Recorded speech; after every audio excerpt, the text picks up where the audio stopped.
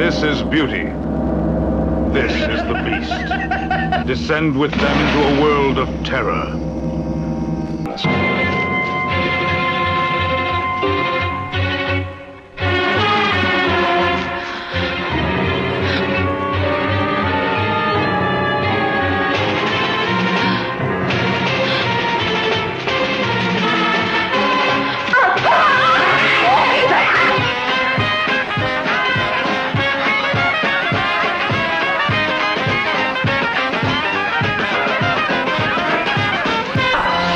You too will feel the cutting edge of terror in Scalpel. Don't let Dr. Reynolds get his hands on you. I'm the Mumsy. I'm only the nanny. My name's Sonny. My name's Girly. Mumsy, Nanny, Sonny, and Girly are a happy family. They live in a big old house to which they bring their friends, like Soldier and Number 5, and especially new friend. They all have favorite hobbies. Sonny likes archery. Girly plays with her dolls. Nanny digs needlepoint, and especially redecorating. And Mumsy, dear Mumsy, just takes care of the guests. And you're not a little boy anymore, are you? Mumsy, Nanny, Sonny, and Girly are a happy family. Together, they play lots of games. Here comes a candle to light you to bed. Here comes a chopper to chop off your head. The family that plays together, slays together. Do you think you could glue his head on again, Nanny?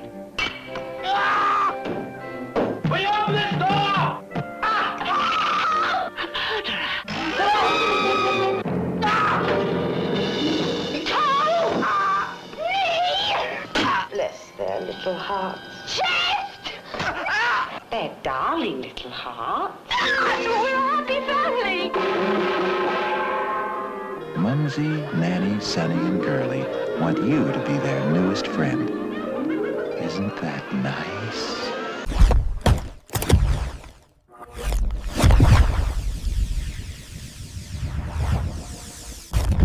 Two scientists, a polar research station, a chimpanzee that has been sending distress signals from inside the station for 3 weeks without anyone coming to check on it, and when they finally arrive, the previous team is gone, and the chimpanzee is the only living thing in the building, and it is sitting very still in a place that the temperature should not permit anything to sit still in. You did not need the title. You already knew that what they were about to find inside that station was not something the expedition had been equipped to deal with. The 1970s produced horror films on every budget and in every format and from every country that had a camera and a story to tell, and the ones that found their audience found it through theaters and drive-ins and television sets and eventually video rental shelves, and the ones that did not find their audience found something else instead, a specific and patient obscurity, a 50-year wait in the margins of the conversation for the generation of horror audiences that would eventually arrive with the tools and the access, and the specific devotion to the underseen that the streaming era made possible. These were pictures that were never going to be on the list that everyone agreed on. They were too strange, or too quiet, or too regional, or too formally ambitious, or simply made at the wrong moment for the wrong audience and released in the wrong way. You might have caught one of them at 2 a.m. on a channel that was not carrying anything you had heard of, or you might have found one in the back of the video rental store in a case that had been handled enough times to be soft at the corners, or you might be encountering them for the first time right now because someone who found them in the dark is telling you they are worth finding. Tonight we are going into 7 of those films. 7 horror pictures from the 1970s that the conversation around the decade's horror output has been having around the edges of, without quite looking at directly, Pictures that did not fit neatly into the categories that the genre was organizing itself around at the time, and that have spent the decades since being the answer to a question that horror audiences ask with a specific and reliable frequency. What am I missing? One of these films was shot for American television on a budget that barely covered the location and the cast, and that produced, within those constraints, one of the most purely effective horror premises the decade committed to any format. And one of these films was written by a filmmaker who would go on to become one of the most commercially successful directors in the history of American cinema, and it represents his understanding of what the horror film could do with perception and with the specific terror of seeing something that nobody around you believes you are seeing. Somewhere in this list is a moment of absolute quiet in an impossible location that is going to stay in the room with you after the screen has gone dark.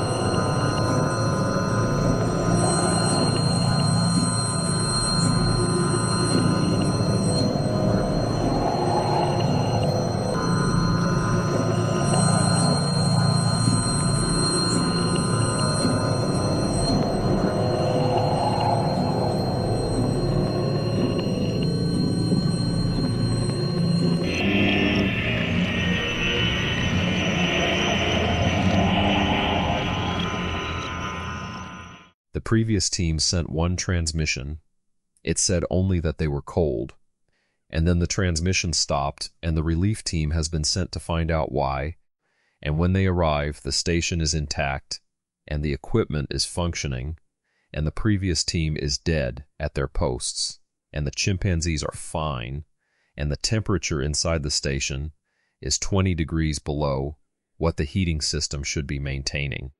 And that is all the explanation the film is going to provide for a very long time. A Cold Night's Death arrived on January 30, 1973, as an ABC Movie of the Week, directed by Gerald Friedman, and it is the finest horror film produced for American network television in the entire decade, and one of the finest horror films the decade produced in any format, a two-hander starring Robert Culp and Eli Wallach, that achieves with approximately 2 locations and 2 cast members something that $100 million productions have been failing to achieve ever since.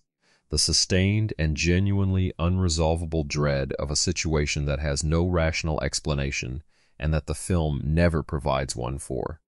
Culp and Wallach play 2 scientists sent to a polar research station where the previous team has died under impossible circumstances, tasked with continuing primate research and with determining what happened to the people who were there before them. Friedman shoots the station interiors with a claustrophobic precision that makes the space feel simultaneously contained and boundless. A place where every room has been searched and none of them has produced an answer, and the film builds its dread through the specific and devastating mechanism of 2 intelligent and mutually respectful men who have eliminated every explanation they can think of, and who are now living inside the space between the eliminated explanations and whatever comes next. The performances are the film's primary instrument, Culp and Wallach building between them the specific and irreplaceable texture of a professional relationship under sustained and impossible pressure, and the film uses that texture with complete intelligence, understanding that the horror of the situation is inseparable from the specific quality of how 2 people who respect each other process the impossibility of what they are experiencing together. The moment that defines the film is not its ending. though the ending is as precise and as devastating as any piece of television horror has produced. It is a moment earlier, quieter, in which both men are working in the same room in silence, and the silence between them has acquired a quality that was not present in the silence they shared at the beginning of the film, a quality that neither of them has named, and that the film does not name either, and that the audience understands before either character does, as the specific and irreversible shift in a relationship that has been altered by something that neither party is ready to acknowledge, because acknowledging it would require naming what is in the station with them. A Cold Night's Death has never been released on any home video format in the United States, which means that for decades it existed only in the memory of people who saw it on its original broadcast, and in the degraded recordings that some of those people made of it, passed between horror enthusiasts through the specific and devoted channels of cult preservation that the digital era has made both more possible and more visible. It has been cited consistently by horror scholars and by filmmakers who encountered it as the standard against which all other television horror should be measured, a judgment that its complete invisibility outside those circles has prevented from altering the broader conversation. What A Cold Night's Death leaves behind is not a question but a condition, the specific and permanent condition of a horror so completely realized and so honestly executed that the medium it was made for, and the constraints it was made within, and the 50 years it spent being almost entirely invisible, have done nothing to diminish what it is. It is still in the station. It has always been in the station, and the temperature inside is 20 degrees below what the heating system should be maintaining. Quello che ha dipinto l'affresco è morto da circa 20 anni. Per questo che abbiamo chiamato lei, capisci? C'è bisogno di restauro, eccetera, eccetera, eccetera. I miei colori escono dalle mie vene. Ecco, muore. Venuta troppa gente. Pittore di agonie, non aveva modelli. Parla di comunioni sacrificali, di riti a base di sacrifici umani. Ma chi? Lo chiamavano così perché era uno che gli piaceva andare a dipingere la gente che era dietro a morire. Avevano comprato il mio silenzio. Io non ce la faccio più a vivere qui, sto impazzendo.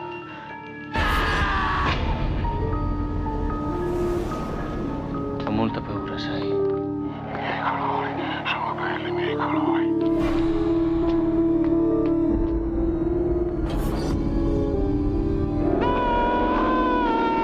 Porterò in una casa dalle finestre che ridono. The painting is not finished. It has not been finished for 30 years because the painter who was working on it died before he could complete it, and what he was painting was something that the people in this small Italian village have not discussed openly since. A restorer has been hired to complete the work, and the village is watching him the way a village watches someone who is asking questions that the village has decided were answered a long time ago. The House with Laughing Windows arrived in 1976, directed by Pupi Avati, and it is one of the most atmospheric and most genuinely unsettling films the Italian horror tradition produced in the entire decade, a picture that approaches the giallo format from the direction of literary Gothic horror rather than thriller mechanics, and that produces something that the more kinetically exciting giallo films of the period cannot replicate because it is working in a register that speed and style would undermine. Stefano is an art restorer hired to complete a mural commissioned by a local painter named Legnani, a reclusive figure who recorded himself painting and whose audio recordings, which Stefano finds and listens to as he works, reveal a man whose relationship with his subject, which was the martyrdom of Saint Sebastian, was considerably more personal and more disturbing than any conventional religious commission. Avati shoots the Po Valley locations with a documentary eye that gives the film a specific and irreplaceable texture, the particular quality of light in that landscape in autumn, the specific silence of a village that has organized itself around something. It is not going to explain to an outsider, and the film builds its dread not through set pieces or revelations, but through the accumulating weight of small wrongnesses, details that do not fit the explanation being offered for them, a community whose collective behavior has a shape that the investigation keeps bumping against without yet being able to name. The moment that defines the film is Stefano listening to one of Legnani's recordings alone in the mural room, and the specific quality of what Legnani's voice reveals, not through what it says, but through what it sounds like. The quality of a man who has arrived somewhere in his relationship with his subject, that the recording was never meant to document for anyone else, and the understanding that arrives in that listening about what the mural is and what completing it means, and why the village has been watching Stefano the way it has. The House with Laughing Windows was almost entirely unseen outside Italy on its original release, and has been discovered by international horror audiences slowly and through the specific channels of cult horror distribution, its reputation building by word of mouth among people who encountered it and could not stop recommending it to other people who had not. What it leaves behind is the question that the film's final revelation makes impossible to avoid, but that the film has been preparing with complete patience from its very first frame. If the truth that the community has been protecting is worse than anything you imagined while you were finding it, and if finding it has put you inside the thing the community was protecting, what exactly did the investigation accomplish? The House with Laughing Windows found its horror in a community's organized silence around a secret that the investigation of a painting forced into the open. The film that closes this list strips away the community and the location and the investigation, and leaves only two men, an impossibility, and the specific dread of a situation that has no explanation available to the people inside it.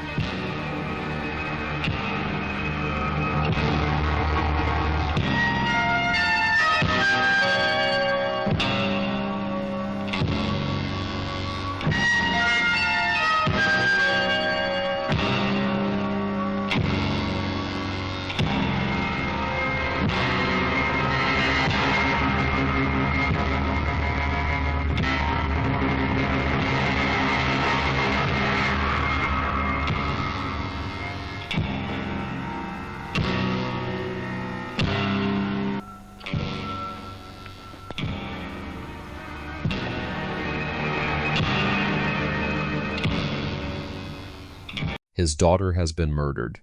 He is going to find out who did it.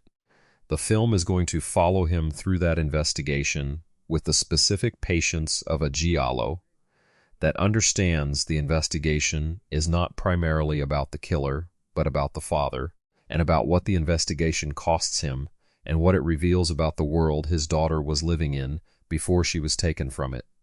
Who Saw Her Die arrived in 1972, directed by Aldo Lado, and it is the most emotionally serious Italian giallo the period produced, and one of the most emotionally serious horror films the decade produced in any national tradition, a picture that uses the genre's visual grammar and procedural structure to deliver something that the genre had not previously attempted with this degree of directness. A film about a parent's grief that does not use the grief as a backdrop for the thriller, but as the thriller's actual subject. George Lazenby plays Franco Serpieri, a sculptor whose estranged daughter Roberta comes to visit him in Venice and is murdered during her stay, and Lado follows Franco through his investigation with a camera that maintains the giallo's characteristic visual intelligence while keeping its emotional attention fixed on what the investigation is doing to Franco, rather than on the mechanics of the mystery. The Venetian locations are shot with a beauty and a melancholy that the film uses deliberately, understanding that Venice's specific relationship to death and to the passage of time gives the story's grief a geographic correlative that other European cities would not have provided, and Ennio Morricone's score, one of the most devastating pieces of work he produced for the horror genre, follows the film's emotional register with a precision that makes it impossible to separate from the images it accompanies. The moment that defines the film is not any of its thriller sequences, but a single sustained piece of Franco alone in Venice after a specific piece of information has arrived, the camera maintaining its distance, and Lazenby carrying the full weight of what the information means in the specific quality of his stillness, a man processing something that has no adequate response, and that the film is honest enough to refuse to provide one for. Who Saw Her Die was overshadowed on release by the more stylistically extreme giallo pictures of the same period, and has remained in the margins of the genre's critical conversation, cited occasionally as an example of the giallo's capacity for emotional depth, but rarely given the sustained attention that its achievement deserves. What it leaves behind is the question that every horror film about a parent searching for justice for a dead child eventually asks, and that this film answers with more honesty than most. If the investigation leads you to the truth, and the truth provides no comfort, and the justice it makes possible changes nothing about what happened, what exactly was the investigation for? Who Saw Her Die found its horror in the specific and sustained grief of a father whose investigation of his daughter's murder revealed what grief actually costs and what justice actually provides. The film that closes this list moves from grief and investigation into the purest possible expression of what the horror film can do within the most limited possible means. Two men, a polar research station, and the specific and accumulated dread of a situation whose explanation the film is not going to provide before the explanation is no longer useful.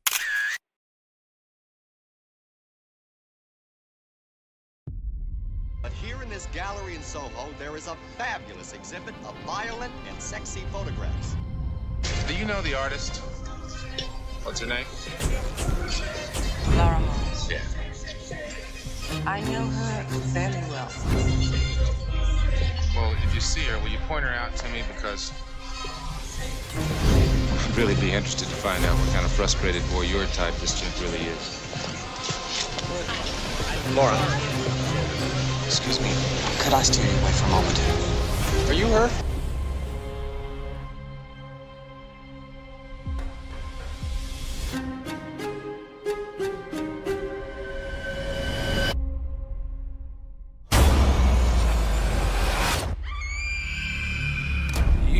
Something to hide. Doris Spencer's been horribly murdered. What? This detective did here, and he's asking people questions. On those pages is what I saw. And I've seen all kinds of murder, physically, yes, but moral, spiritual, emotional murder. It's time to face the consequence. Why is he killing my friends? Why is he after me? Why? Policy of truth. When it happens to me, I can't see what's in front of me. What I see is that I'm completely out of control. I blame you, Laura. Everybody here blames you. No matter who did the killing, you're to blame. Right down the barrel. When he comes at you, you squeeze that trigger. She sees what the killer sees. Not a vision, not a dream, not a psychic impression. She sees through the killer's eyes in real time the specific and immediate first-person perspective of a murder as it is happening, and she cannot close her eyes to make it stop, because the killer's eyes are open. Eyes of Laura Mars arrived in 1978, directed by Irvin Kershner from a screenplay by John Carpenter, and it is the film that Carpenter wrote before Halloween and that delivered within the commercial thriller framework that the studio imposed on it something considerably more interesting than the framework was designed to contain.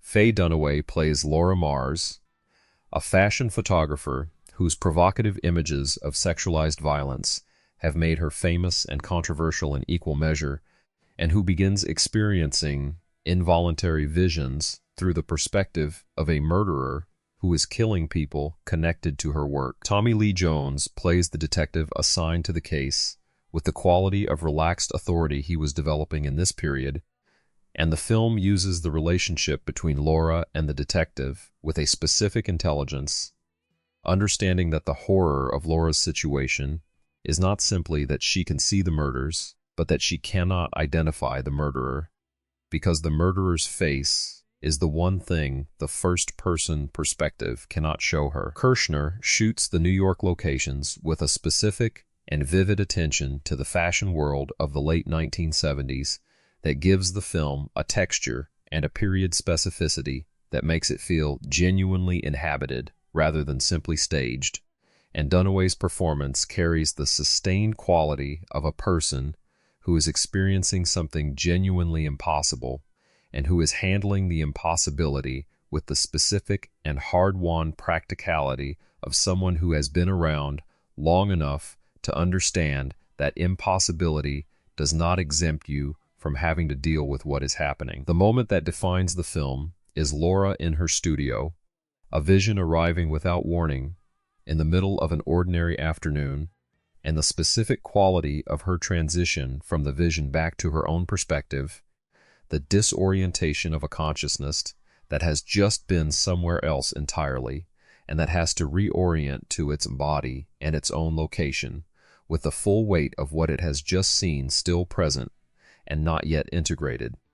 Eyes of Laura Mars was a commercial success that has been consistently undervalued by serious horror scholarship, partly because its studio polish makes it easy to categorize as a thriller rather than a horror film, and partly because its Carpenter connection tends to be read as historical footnote rather than as evidence of the specific and genuinely original horror sensibility that the screenplay demonstrates. What it leaves behind is the question that the film's central conceit poses most directly. If you can see through the eyes of the thing you are most afraid of, and if what you see confirms that the thing is real and present and connected to you specifically, does the seeing make you safer, or does it simply make you a more precise instrument of your own destruction? Eyes of Laura Mars found its horror in the involuntary intimacy of seeing through a killer's perspective without being able to identify the killer.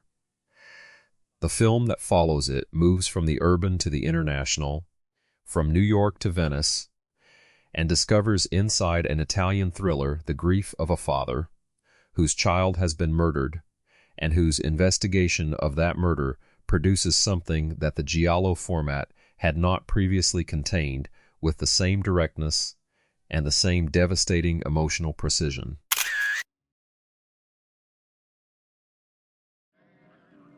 A smudge, and another one here, and finally another here. Gentlemen, what you have seen, what we have recorded, is the soul at the moment it departs the body. The Ass Sphinx. More than a myth. More than a maybe. Good grief. I tell you, it saw me. Here is a man a minute from death, without a soul, with only one way back, through the secret of the Ass Sphinx. Train the light on the Ass Sphinx.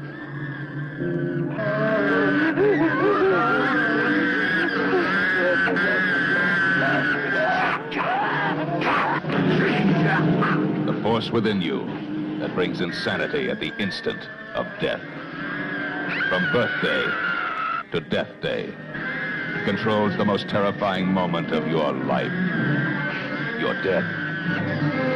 The Ass Sphinx.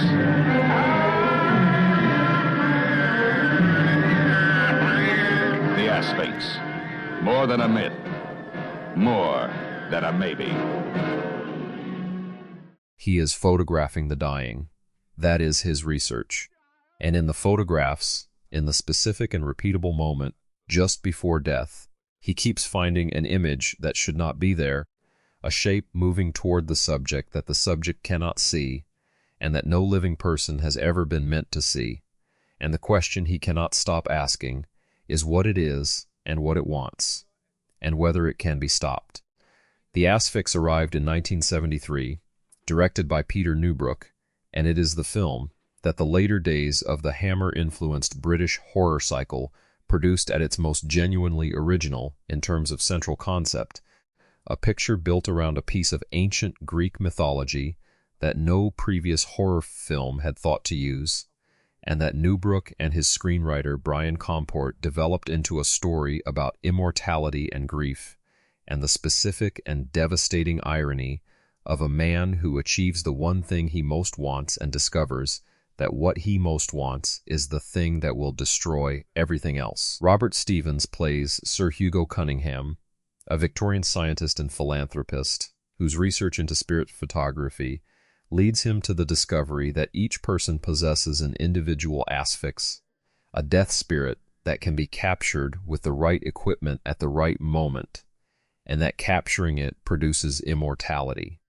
The film follows Hugo through a series of experiments and losses that the immortality he achieves cannot prevent, and that each add a specific weight to the horror of what he has done, the understanding arriving gradually, and then, all at once, that living forever, without the people you love, is not a reward but a punishment, and that the asphyx he has trapped is the trap.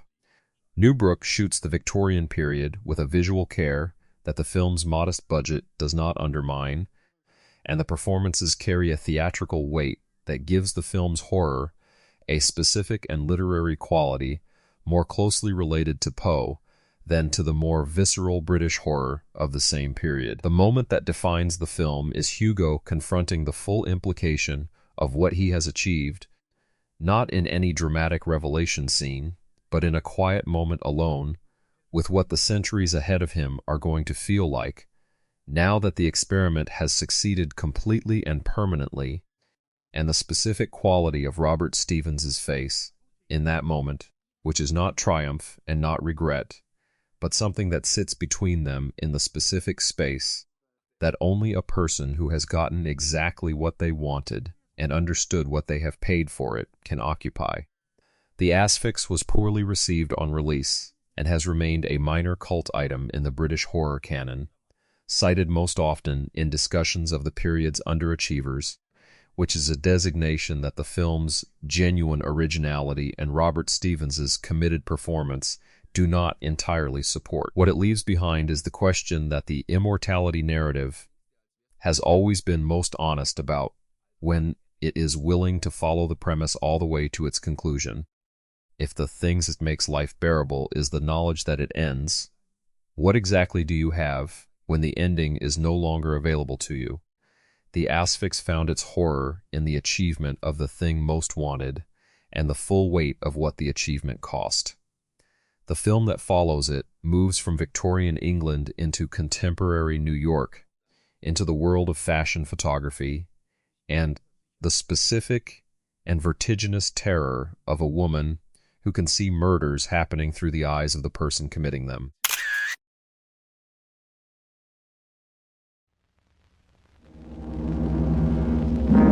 This is beauty. This is the beast. Descend with them into a world of terror.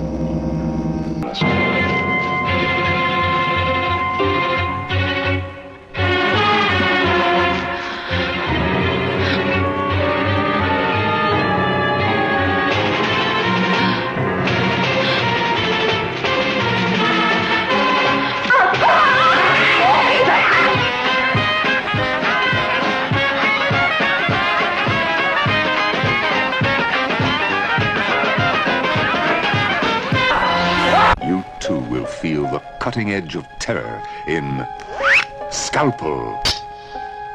Don't let Dr. Reynolds get his hands on you. The daughter is missing. The father is a surgeon. The woman he finds looks enough like his daughter that the plan he is about to make seems, from inside the specific and desperate logic of a man who has just identified a solution to a problem, entirely reasonable. Scalpel arrived in 1977, directed by John Grissmer, and it is the film that the American psychological horror thriller produced in the late 1970s at its most formally controlled and its most morally precise, a picture that takes the premise of a surgeon who reconstructs a disfigured woman's face to resemble his missing daughter and builds from it a story about identity and impersonation and the specific horror of a plan that works exactly as designed and produces consequences that the designer did not anticipate because the designer did not think of the woman as a person whose own intentions would be a variable in the outcome. Robert Lansing plays Doctor. Philip Reynolds with the quality the role required, a man whose professional competence and personal ruthlessness are the same attribute expressed in different contexts. And Judith Chapman plays the woman who accepts the surgery with her own set of calculations that the film follows alongside Reynolds's without privileging either. Grissmer shoots the film with a control and a patience that gives every scene the quality of a situation being carefully managed by two people who understand different things about it, and the film's sustained irony, the gradual revelation that each person's plan is operating on a set of assumptions about the other that the other does not share, gives the horror a structural elegance that the more kinetically exciting thrillers of the same period were not always achieving. The moment that defines the film is Reynolds looking at the woman whose face he has remade and understanding in the specific quality of a single expression she produces, that the face is right, but the person wearing it is not who he was building the face for, and that the distinction is now a problem he did not include in his original planning. Scalpel was barely released theatrically and has spent decades as one of the more obscure entries in the late 1970s American psychological horror cycle, found primarily by dedicated collectors and horror completists. What it leaves behind is the question that every film about impersonation and reconstruction eventually arrives at. If you build a face to contain a specific person and a different person inhabits it instead, who exactly is responsible for what that person does while wearing it? Scalpel found its horror in the gap between the face that was built and the person who inhabited it. The film that follows it moves from surgery and reconstruction into the specific and sustained horror of a Victorian scientist who has solved the problem of death and discovered that the solution is considerably worse than the problem. I'm the mumsy. I'm only the nanny. My name's Sonny. My name's Girly. Mumsy, Nanny, Sonny, and Girly are a happy family. They live in a big old house to which they bring their friends, like Soldier and Number 5, and especially new friend. They all have favorite hobbies. Sonny likes archery. Girly plays with her dolls. Nanny digs needlepoint, and especially redecorating. And Mumsy, dear Mumsy, just takes care of the guests. And you're not a little boy anymore, are you? Mumsy, Nanny, Sonny, and Girly are a happy family. Together, they play lots of games. Here comes a candle to light you to bed. Here comes a chopper to chop off your head. The family that plays together slays together. Do you think you could glue his head on again, Nanny? Will you open this door?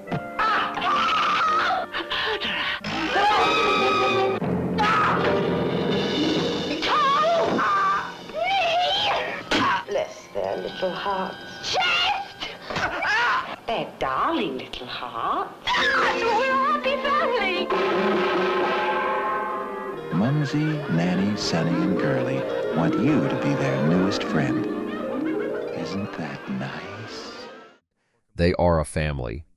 That is the first thing they will tell you.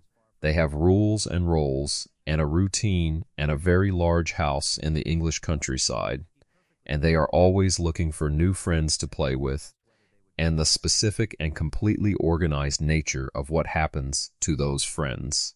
When they stop playing by the rules is the thing the film takes its time showing you with the specific patience of people who have done this before and who understand that the showing is part of the game. Mumsy, Nanny, Sonny, and Gurley arrived in 1970, directed by Freddie Francis, and it is the film that Francis himself maintained for the rest of his life was his best work and his personal favorite of all the films he made, a judgment that the film's commercial failure and subsequent obscurity prevented from entering the critical conversation it deserved. Sonny and Gurley are two young adults who dress and behave like children, venturing out from their family estate to lure men back to the house where Mumsy and Nanny have organized an elaborate game of domestic performance, assigning each new arrival the role of new friend and requiring them to play by rules that the film reveals gradually and that the new friends understand too late. Michael Bryant plays the new friend who arrives and understands what is happening earlier and more completely than his predecessors, and the film's second half follows his attempt to use that understanding to survive and ultimately to turn the game against the people who have been running it. Francis shoots the estate with the atmospheric control he brought to his best horror work, and the performances are calibrated with a deliberate and sustained strangeness that makes the film's tonal combination of black comedy and genuine menace feel less like a genre hybrid and more like a precise description of a specific and completely functional pathology.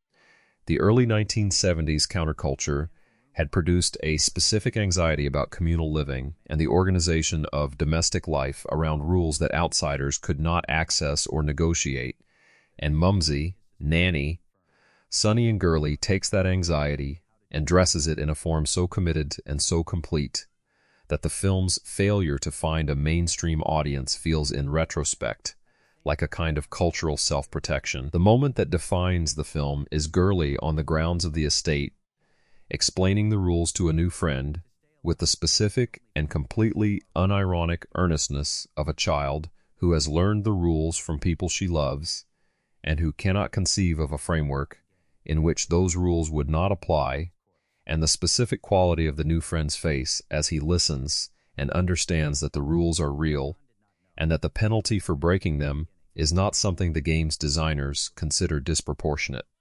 Mumsy, Nanny, Sonny and Gurley was Freddie Francis's favorite film and remains largely unknown outside dedicated horror circles. The fate of a picture that was too strange for the mainstream and too polished for the exploitation market and too early for the audience that would eventually find it. What it leaves behind is the question that every film about a closed community organized around rules that outsiders cannot see asks eventually.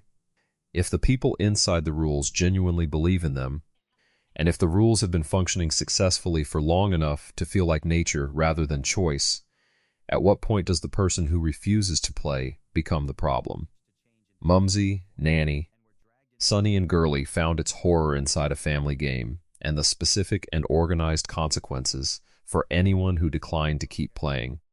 The film that follows it moves from the English countryside into the urban space of Venice and Zurich in the early 1970s and discovers inside the giallo format a grief so specific and so devastating that the genre trappings around it cannot fully contain it.